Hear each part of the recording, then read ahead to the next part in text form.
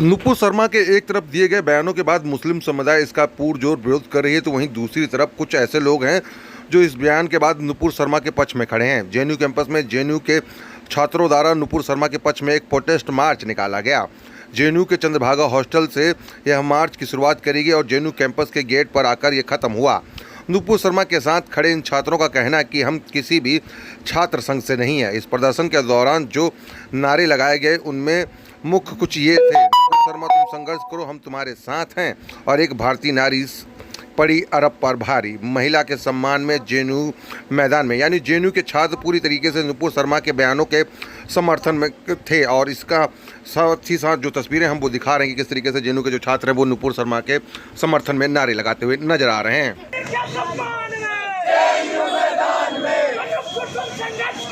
हम तुम्हारे साथ हैं, हम तुम्हारे साथ। नहीं चलेगी, नहीं चलेगी, नहीं चलेगी, नहीं चलेगी, नहीं चलेगी। Down, down, down, down. हम तुम्हारे साथ हैं। बोलो बोलो बोलो, भारत माता की जय, भारत माता की जय।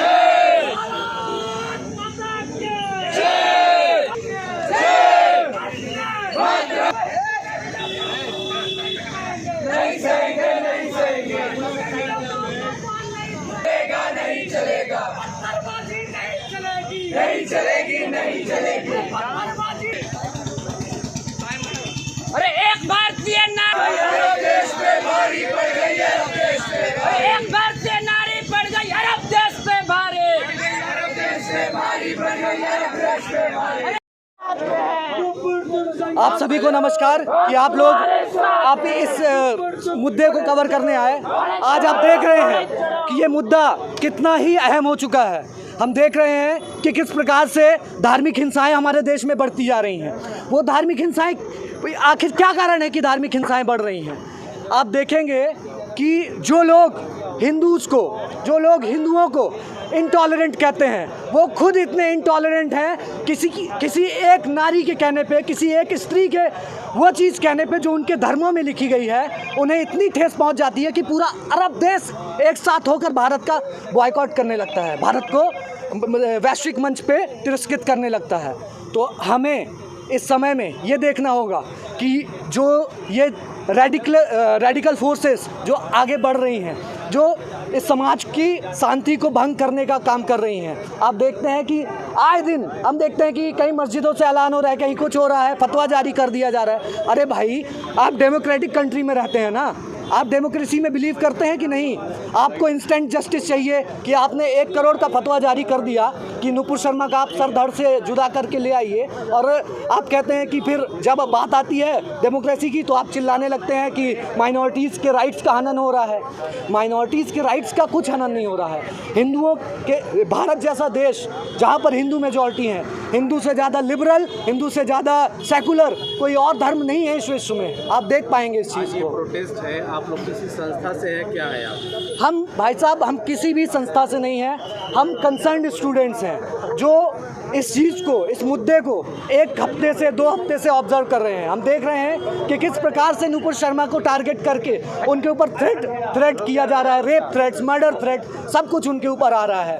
उनकी जान को खतरा इसलिए भी है कि फतवा जारी कर दिया गया है कि इनको इंस्टेंट जस्टिस चाहिए, कि सीधे फांसी में लटका दें चौराहे पे। ऐसे डेमोक्रेसी वर्क नहीं करती है। आपको निकाल दिया, आप लोग किस तरीके से समर्थन कर रहे हैं नुपुर शर्मा का?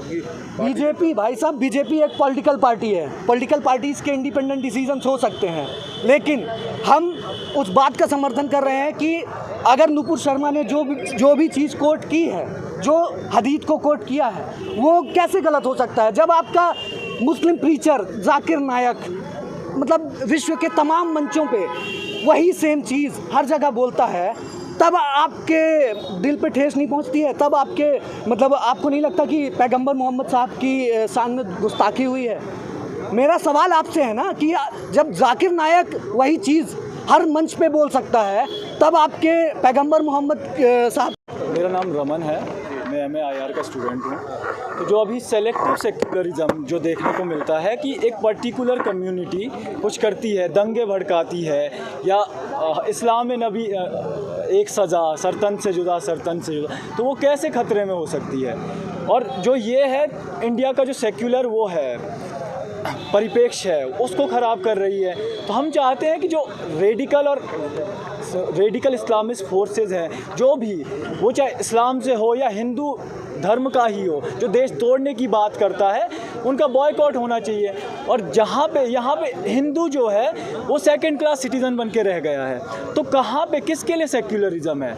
जो हिंदू सोसाइटी है, हम प्लूरल पहले से रहे हैं, सदियों से प्लूरल रहे हैं, तो कैसे किसी पर्टिकुलर धर्म को खतरा हो सकता है? लोगों का ये कहना है कि नुपुर शर्मा ने जो बयान दिया है उससे मुस्लिम धर्म के लोगों के आस्था पर ठेस पहुंची।